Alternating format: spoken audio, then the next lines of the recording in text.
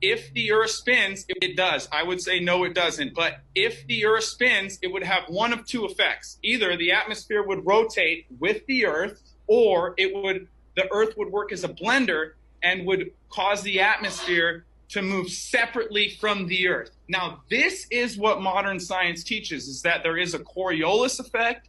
The Earth is one reference frame. The atmosphere is a secondary reference frame. And you can go check Neil deGrasse Tyson's Twitter. He says that field goals are made because of the Coriolis effect, rotation of the Earth. Okay, so let's get into that. Okay,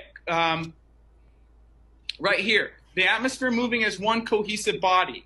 If anyone believes that the atmosphere moves with the spinning ball Earth, you are scientifically illiterate, because that would mean that as you go outwards, the Earth's atmosphere would have to increase in velocity. There's absolutely no force that would cause that, because according to the globe earthers, gravity is pulling all things towards center, not moving air faster and faster sideways the higher you go up in elevation.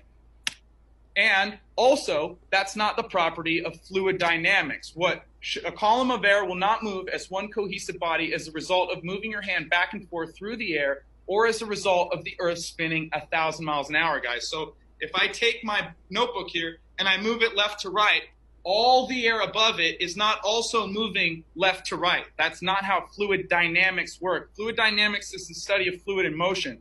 Fluid statics is the study of water at rest. It says in fluid statics, water at rest, the surface is flat and level. If you look up level in the dictionary, it means free of bends, curves, or irregularities. Synonyms are flush, plumb, straight, and flat. Okay? So anyone who thinks the atmosphere is moving with a spinning ball Earth 1,040 miles an hour is scientifically illiterate and doesn't know what their religion actually preaches, because the heliocentric priest will tell you there's an atmospheric blender effect, that Earth has a Coriolis, and that the atmosphere moves separately from the Earth. Now, ladies and gentlemen, this is an indisputable law of fluid dynamics. If the Earth were spinning, the atmosphere would move separately from the Earth, and I'm of the opinion it would blend the atmosphere into one homogeneous gas. We do not observe this. Nobody has ever felt or measured the rotation of the Earth. Only people who feel Earth spin are drunk. Cheers to that.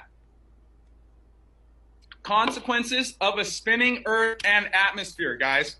That would mean that we would have drastic differences in journey times going east to west as opposed to west to east. Now, this is a 29-mile-an-hour crosswind, and the airplane cannot land. Okay? That's 30 miles an hour. 30 miles an hour. Now, imagine a 1,000-mile-an-hour crosswind. Okay? It is straight-up mind control that anyone believes they live on a spinning ball, and we do not observe this because there is no difference in journey times moving east to west compared to journey times moving west to east. Also, smoke on a moving surface behaves like a smokestack coming out of a train, but smoke on a stationary surface does not behave like the smokestack on the moving train.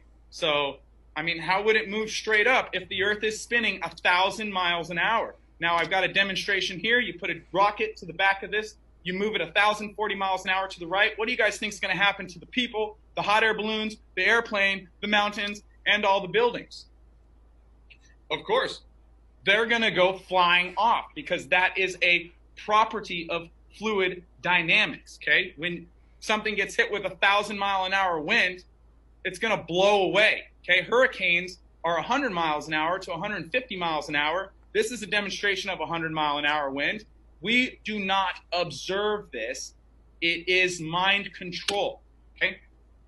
So why do we think that that 1,040 miles an hour spinning Earth would have no impact on our lives? I mean, 5 miles an hour on a roundabout, it's, having fun at the park. 60 miles an hour, you might lose your lunch on a graviton at the circus, but 1,040 miles an hour is just a walk in the park.